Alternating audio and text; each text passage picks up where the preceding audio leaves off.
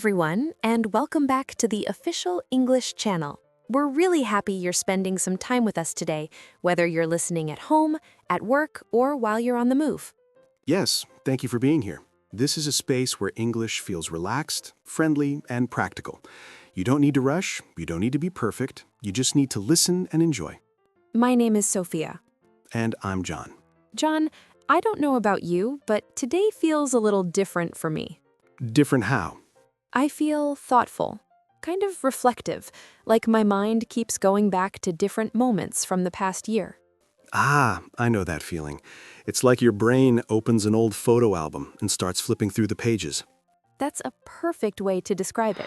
Some memories make you smile, some make you pause, and some teach you something important.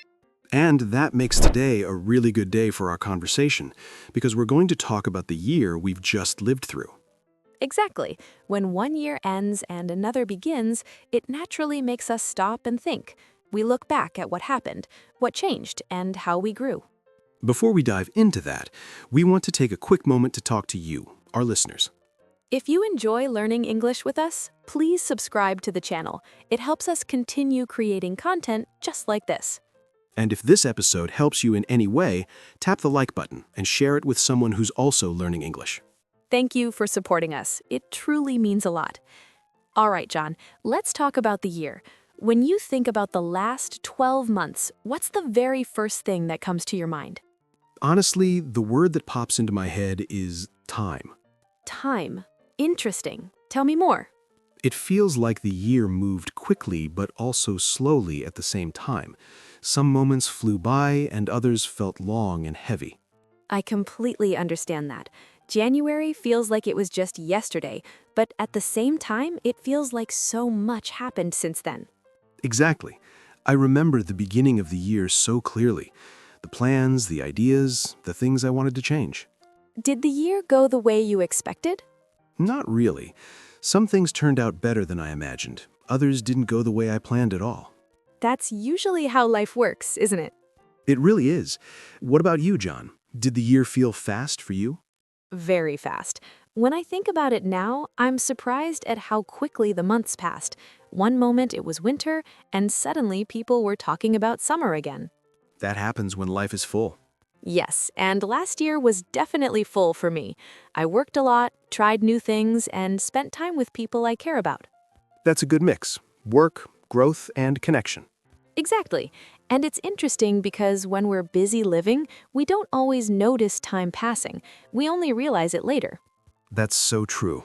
Now, let's slow things down a little and talk about specific moments. This is a great chance to practice talking about the past. Yes, let's use simple language and clear examples.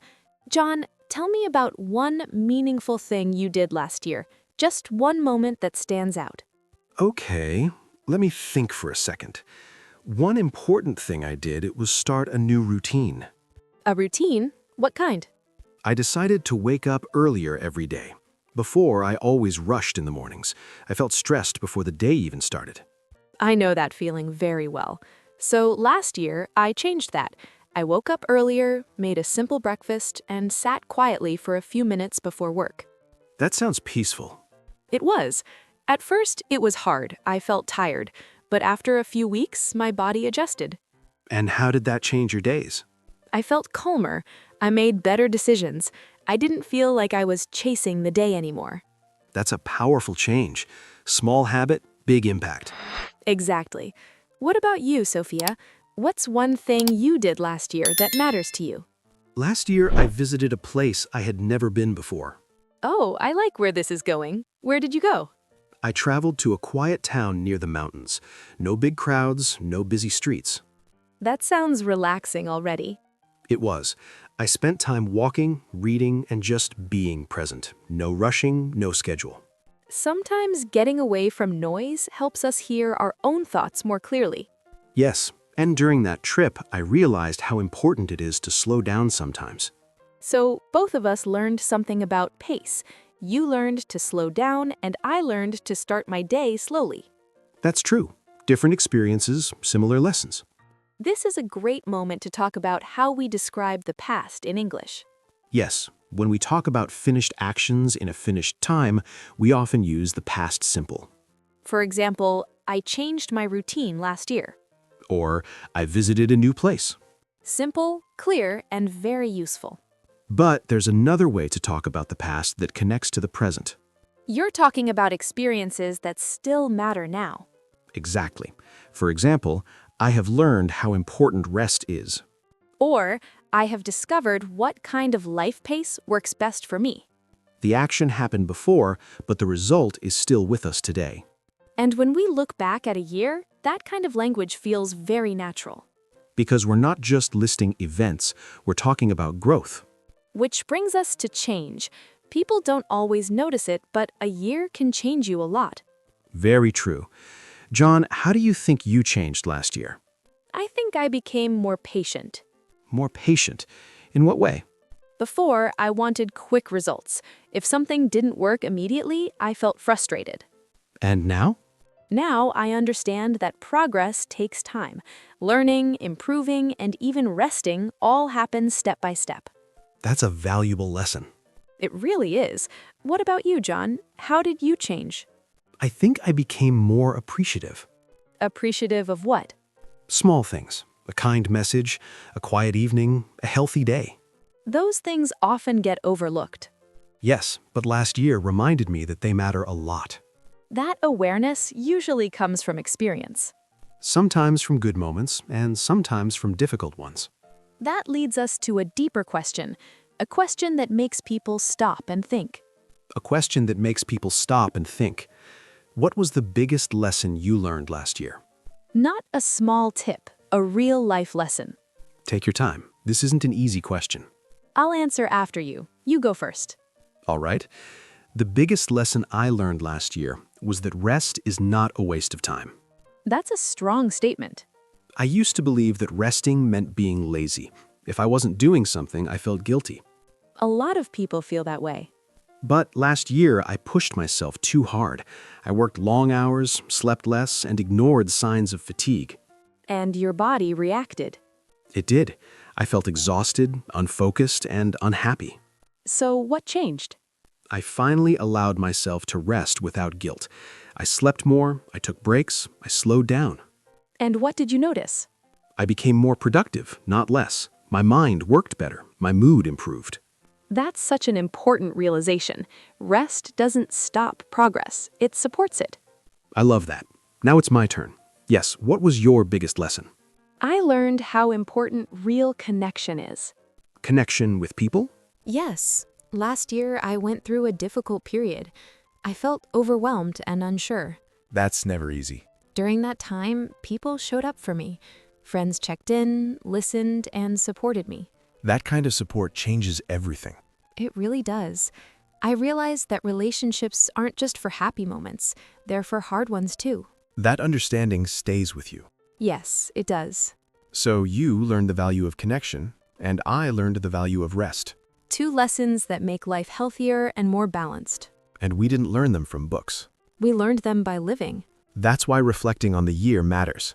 It helps us carry wisdom forward instead of just memories. And now, as we stand at the beginning of a new year, those lessons guide us. They shape our choices and our mindset. I feel ready for what comes next. Me too. Not because everything will be easy, but because we understand ourselves better now. And that's a great place to begin. You know, John, our listeners have their own stories too. Absolutely. Every person listening has lived a unique year. Some had joyful moments, some faced challenges, some learned lessons they didn't expect. And all of that matters. If you're listening right now, we want you to think about your year. Ask yourself what you learned. What changed you? What do you want to carry forward? And remember, learning English is already a huge achievement. You've shown commitment and courage by practicing a new language. Be proud of that. We're proud of you. We'll continue this conversation in just a moment because there's still more to reflect on, more examples to share, and more English to practice. And as we keep talking, think about how your own experiences connect to what we're saying. Because reflection isn't just about the past, it's about how the past prepares us for what comes next. And that's something we'll explore even more deeply as we move forward together in this conversation. When we think about what comes next, it's natural to feel a mix of emotions: excitement, curiosity, and sometimes a little fear, too. That's very true. A new year often feels like a blank page, and blank pages can be inspiring, but they can also feel intimidating. Yes, because a blank page asks a question without words. It asks, what will you write this time? And the interesting thing is, we don't start that page empty. We bring everything we learned from before with us. Exactly. The lessons, the habits, the mistakes, and the small victories all come along for the ride.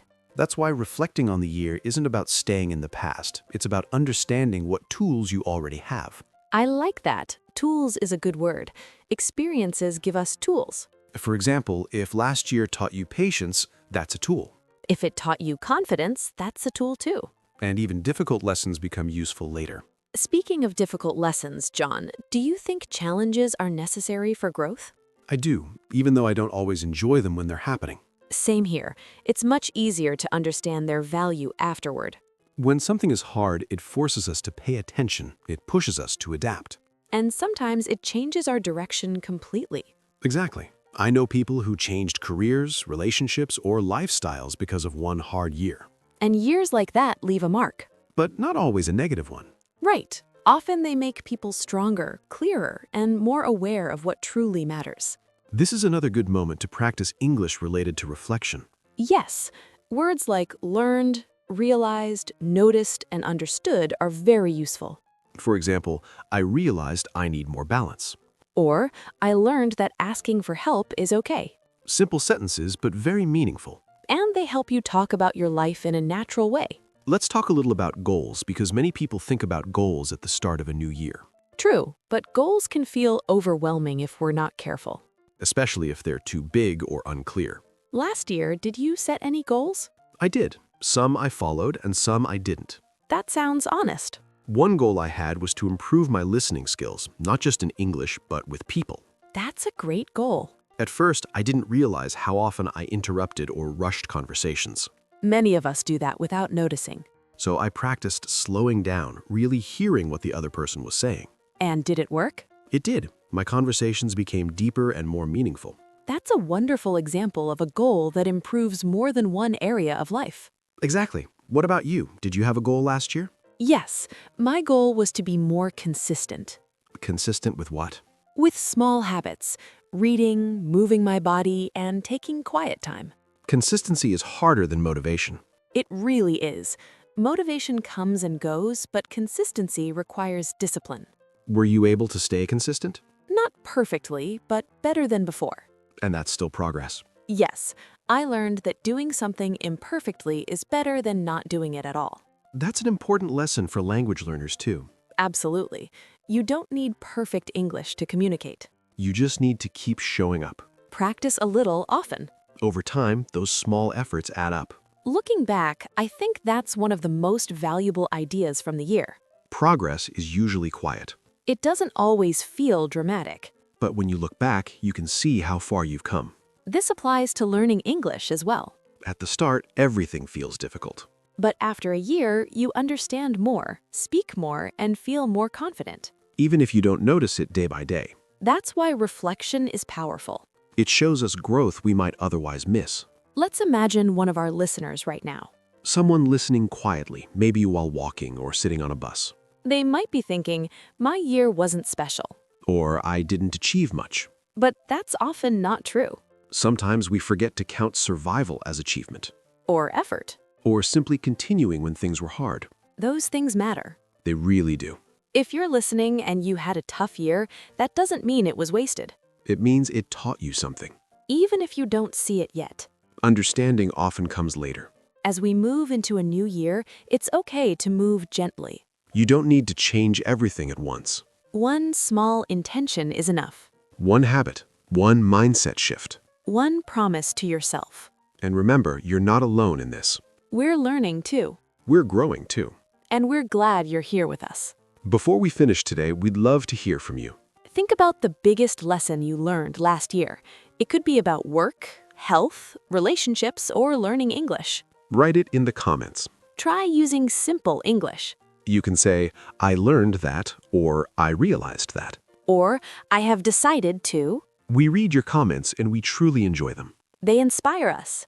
And they remind us that learning is a shared journey. Thank you for spending this time with us. Thank you for reflecting with us. And thank you for continuing to learn. We'll see you next time.